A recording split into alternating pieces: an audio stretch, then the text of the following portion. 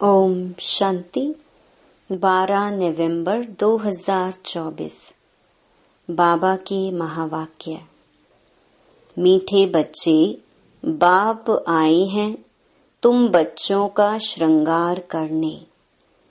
सबसे अच्छा श्रृंगार है पवित्रता का। प्रश्न। पूरे 84 जन्म लेने वालों की मुख्य निशानी क्या होगी? उत्तर। पहला, वह बाप के साथ साथ टीचर और सतगुरु तीनों को याद करेंगे। ऐसे नहीं बाप याद आए तो टीचर भूल जाए। जब तीनों को याद करें तब ही कृष्णपुरी में जा सके, अर्थात आदि से पार्ट बजा सके। दूसरा, उन्हें कभी भी माया के तूफान हरा नहीं सकते हैं। ओम शांति। बाप पहले बच्चों को कहते हैं, यह भूल तो नहीं जाते हो, हम बाप के आगे, टीचर के आगे और सतगुरु के आगे बैठे हुए हैं। बाबा नहीं समझते कि सब कोई इस याद में बैठे हैं, फिर भी बाप का फर्ज है समझाना। यह है अर्थ सहित याद करना। हमारा बाबा बेहद का बाप भी है, टीचर भी है और बरोबर हमारा सतगुरु भी है, जो बच्चों को साथ में ले जाएगा। बाप आए ही हैं बच्चों का श्रृंगार करने। पवित्रता से श्रृंगार करते आते हैं, धन भी अथाह देते हैं। धन देते ही हैं नई दुनिया के लिए, जहां तुमको जाना है। यह बच्चों को याद करना है। बच्चे गफलत करते हैं तो भूल जाते हैं। वह जो पूरी खुशी होनी चाहिए वह कम हो जाती है। ऐसा बाप तो कभी मिलता ही नहीं। तुम जानते हो हम बाबा के बच्चे जरूर हैं। वह हमको पढ़ाते हैं, इसलिए टीचर भी जरूर है। हमारी पढ़ाई है ही नई दुनिया अमरपुरी के लिए। अभी हम संगम युग पर बैठे हैं। यह याद तो जरूर बच्चों को होनी चाहिए। पक्का पक्का याद करना है। यह भी जानते हो इस समय कंसपुरी आसुरी दुनिया में है। समझो कोई को साक्षात्कार होता है, परंतु साक्षात्कार से कोई कृष्णपुरी उनकी डिनाइस्टी में नहीं जा सकेंगे। जा तब सकेंगे जब बाप, टीचर, गुरु तीनों को ही याद करते रहेंगे। यह आत्माओं से बात की जाती है। आत्मा ही कहती है, हाँ बाबा। बाबा आप तो सच कहते हो। आप बाप भी हो, पढ़ाने वाले टीचर भी हो। सुप्रीम आत्मा पढ़ाती है। लौकिक पढ़ाई भी आत्मा ही शरीर के साथ पढ़ाती है, परंतु वह आत्मा भी पतित तो शरीर भी पतित है। दुनिया के मनुष्यों को यह पता नहीं है कि हम नरकवासी हैं। अभी तुम समझते हो हम तो अब चले अपने वतन। यह तुम्हारा वतन नहीं है, यह है रावण का पराया वतन। तुम्हारे वतन में तो अथाह सुख है। यहाँ के लोग ऐसे नहीं समझते, हम पराए राज्य में हैं। आगे मुसलमानों के राज्य में बैठे थे, फिर क्रिश्चियन के राज्य में बैठे। अभी तुम जानते हो हम अपने राज्य में जाते हैं। आगे रावण राज्य को हम अपना राज्य समझ बैठे थे। यह भूल गए हैं हम पहले राम राज्य में थे। फिर 84 जन्मों के चक्कर में आने से रावण राज्य में दुख में आकर पड़े हैं। पराये राज्य में तो दुख ही होता है। यह सारा ज्ञान अंदर में आना चाहिए। बाप तो जरूर याद आएगा, परंतु तीनों को याद करना है। यह नॉलेज भी मनुष्य ही ले सकते हैं, जानवर तो नहीं पढ़ेंगे। यह भी तुम बच्चे समझते हो, वहाँ कोई बैरिस्ट्री आदि की पढ़ाई होती नहीं। बाप यहाँ ही तुमको माला माल कर रहे हैं, तो सब तो राजाएं नहीं बनते हैं।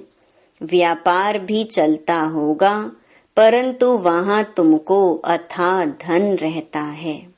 घाटा आदि होने का कायदा ही नहीं।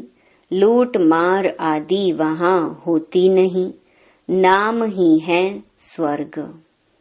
अभी तुम बच्चों को स्मृति आई है, हम स्वर्ग में थे, फिर पुनर्जन्म लेते लेते नीचे उतरते हैं।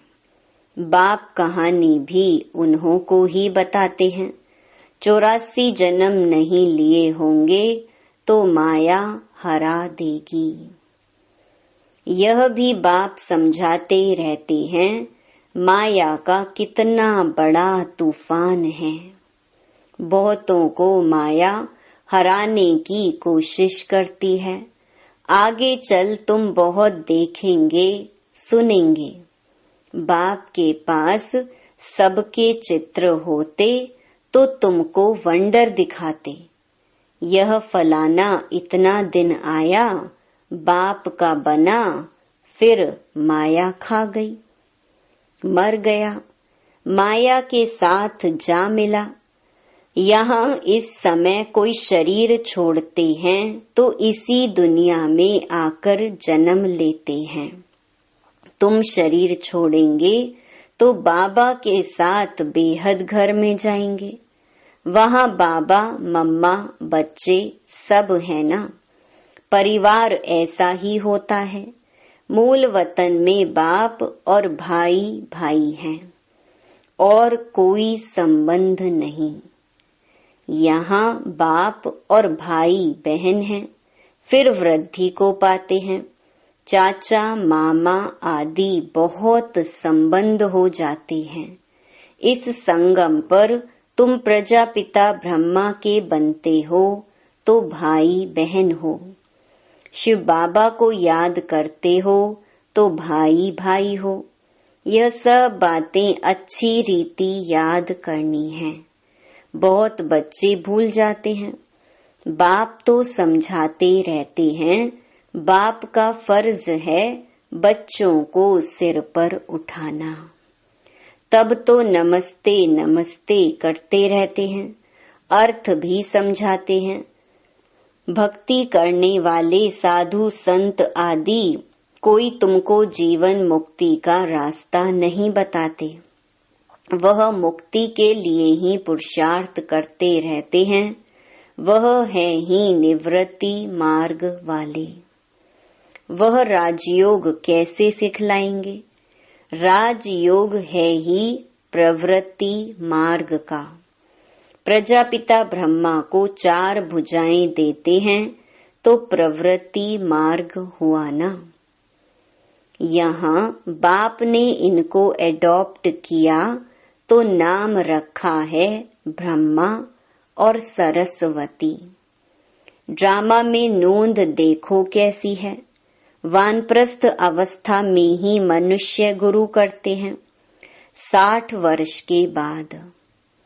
इसमें भी 60 वर्ष के बाद बाप ने प्रवेश किया तो बाप टीचर गुरु बन गए। अभी तो कायदे भी बिगड़ गए हैं, छोटे बच्चे को भी गुरु करा देते हैं। यह तो है ही निराकार। तुम्हारी आत्मा का यह बाप भी बनते, टीचर सतगुरु भी बनते हैं। निराकारी दुनिया को कहा जाता है आत्माओं की दुनिया।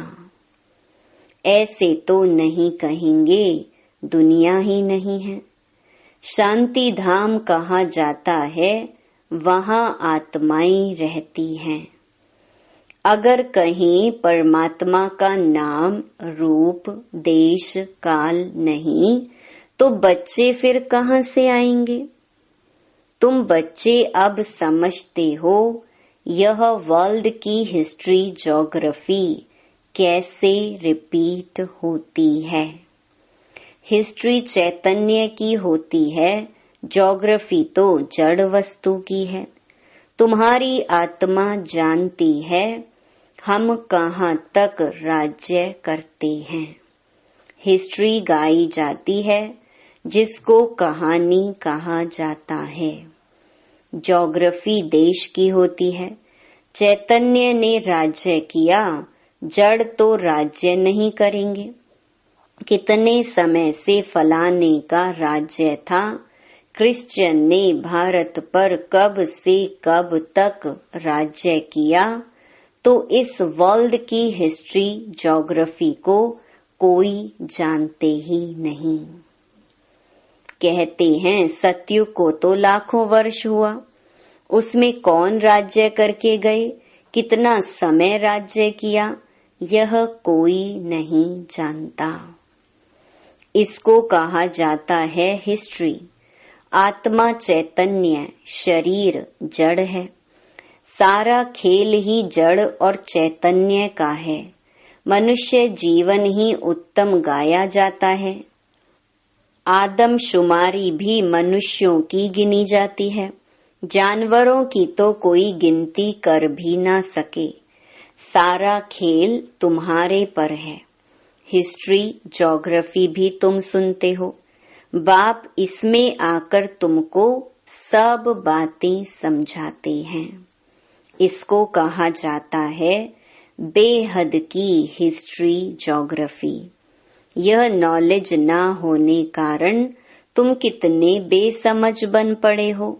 मनुष्य होकर दुनिया की हिस्ट्री, ज्योग्राफी को ना जाने तो वह मनुष्य ही क्या काम का।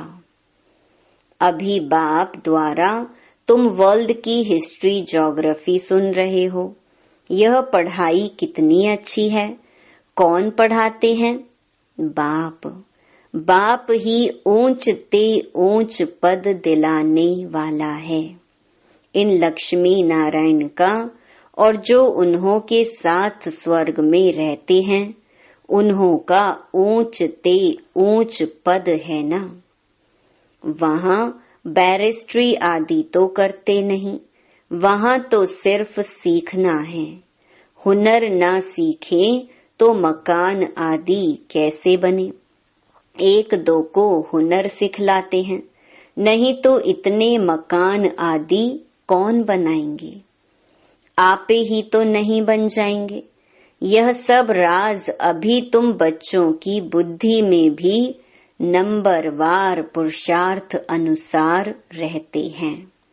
तुम जानते हो यह चक्कर फिरता रहता है। इतना समय हम राज्य करते थे, फिर रावण राज्य में आते हैं। दुनिया को इन बातों का पता नहीं है कि हम रावण राज्य में हैं। कहते हैं हमको बाबा रावण के राज्य से लिबरेट करो। भारतवासियों ने क्रिश्चियन राज्य से अपने को लिबरेट किया। अब फिर कहते हैं गॉड फादर हमको लिबरेट करो। स्मृति आती है ना। कोई भी यह नहीं जानते कि ऐसे क्यों कहते हैं। अभी तुमने समझा है सारे सृष्टि पर ही रावण राज्य है। सब कहते हैं राम राज्य चाहिए तो लिबरेट कौन करेगा। समझते हैं गॉड फादर लिबरेट कर गाइड बन ले जाएंगे। भारतवासियों को इतना अक्ल नहीं है। यह तो बिल्कुल तमो प्रधान है। वह ना इतना दुख उठाते हैं, ना इतना सुख ही पाते हैं।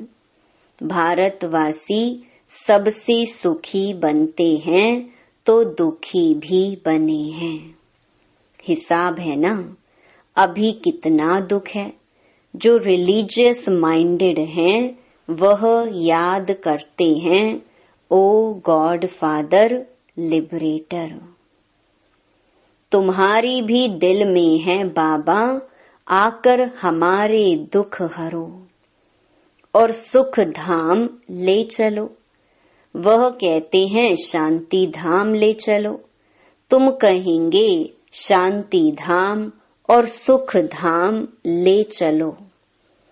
अब बाप आया हुआ है तो बहुत खुशी होनी चाहिए। भक्ति मार्ग में कनरस कितना है, उनमें रियल बात कुछ भी है नहीं। एकदम आटे में नमक है। चंडिका देवी का भी मेला लगता है। अब चंडियों का फिर मेला क्यों लगता है। चंडी किसको कहा जाता है। बाबा ने बताया है चंडाल का जन्म भी यहाँ के ही लेते हैं। यहाँ रहकर खा पीकर कुछ देकर फिर कहते हैं हमने जो दिया वह हमको दो। हम नहीं मानते। संशय पड़ जाता है तो वह क्या जाकर बनेंगे। ऐसी चंडिका का भी मेला लगता है। फिर भी सतयुगी तो बनते हैं ना।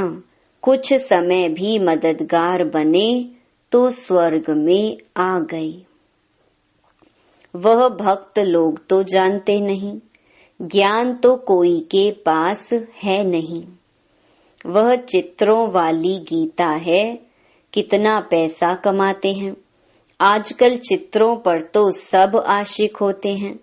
उसको आर्ट समझते हैं। मनुष्यों को क्या पता देवताओं के चित्र कैसे होते हैं। तुम असल में कितने फर्स्ट क्लास थे, फिर क्या बन गए हो।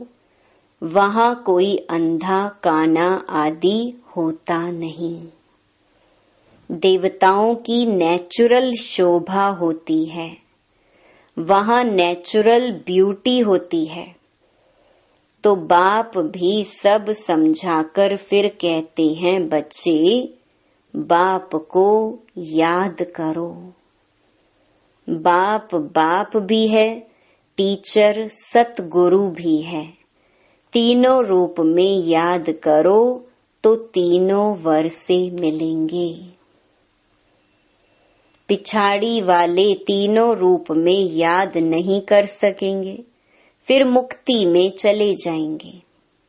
बाबा ने समझाया है सूक्ष्म वतन आदि में जो कुछ देखते हो यह तो सब हैं साक्षात्कार की बातें। बाकी हिस्ट्री ज्योग्राफी सारी यहाँ की है। इनकी आयु का किसको पता नहीं है। अभी तुम बच्चों को बाप ने समझाया है, तुम फिर कोई को भी समझा सकते हो। पहले पहले तो बाप का परिचय देना है। वह बेहद का बाप है, सुप्रीम। लौकिक बाप को परमात्मा व सुप्रीम आत्मा कभी नहीं कहा जाता। सुप्रीम तो एक ही है जिसको भगवान कहा जाता है। वह नॉलेजफुल है तो तुमको नॉलेज सिखलाते हैं। यह ईश्वरीय नॉलेज है, सोर्स ऑफ इनकम। नॉलेज भी उत्तम मध्यम कनिष्ठ होती है ना। बाप है ऊंच ते ऊंच तो पढ़ाई भी ऊंच ते ऊंच है। मर्तबा भी ऊंच है। हिस्ट्री ज्योग्राफी तो झट जान जाते हैं। बाकी याद की यात्रा में युद्ध चलती है। इसमें तुम हारते हो तो नॉलेज में भी तुम हारते हो। हारकर भागंती हो जाते हैं तो नॉलेज में भी भागंती हो जाते हैं। फिर जैसे थे वैसे बन जाते हैं और ही उनसे भी बदतर। बाप के आगे चलन से देह अभिमान झट प्रसिद्ध हो जाता है। ब्राह्मणों की माला भी है, परंतु कईयों को पता नहीं है कि हम कैसे नंबरवार यहाँ बैठे। देह अभिमान है ना। निश्चय वाले को जरूर अपार खुशी होगी। किसको निश्चय है हम यह शरीर छोड़कर प्रिंस बनूंगा। सबने हाथ उठाया। बच्चों को इतनी खुशी रहती है। तुम सब में तो पूरे दैवी गुण होने चाहिए, जबकि निश्चय है। निश्चय बुद्धि माना विजयी माला में पिरोवंती, माना शहजादा बनंती। एक दिन जरूर आएगा जो फॉरेनर्स सबसे जास्ती आबू में आएंगे और सब तीर्थ यात्रा आदि छोड़ देंगे। वह चाहते हैं भारत का राजयोग सीखें। कौन है जिसने पैराडाइज स्थापन किया? पुरुषार्थ किया जाता है, कल्प पहले यह हुआ होगा तो जरूर म्यूजियम बन जाएगा। समझाना है, ऐसी प्रदर्शनी हमेशा के लिए लगाने चाहते हैं। 4-5 वर्ष के लिए लीज पर भी मकान लेकर लगा सकते हैं। हम भारत की ही सेवा करते हैं, सुख धाम बनाने के लिए। इसमें बहुतों का कल्याण होगा। अच्छा, मीठे मीठे सिकिलधे बच्चों प्रति माता पिता बाप दादा का याद प्यार और गुड मॉर्निंग। रूहानी बाप की रूहानी बच्चों को नमस्ते। धारणा के लिए मुख्य सार। पहला, अपार खुशी में रहने के लिए सदा स्मृति रहे कि स्वयं बाप हमारा श्रृंगार कर रहे हैं। वह हमें अथाह धन देते हैं। हम नई दुनिया अमरपुरी के लिए पढ़ रहे हैं। दूसरा, विजय माला में पिरोने के लिए निश्चय बुद्धि बन दैवी गुण धारण करने हैं। जो दिया उसे वापस लेने का संकल्प कभी न आए। संशय बुद्धि बन अपना पद नहीं गंवाना है।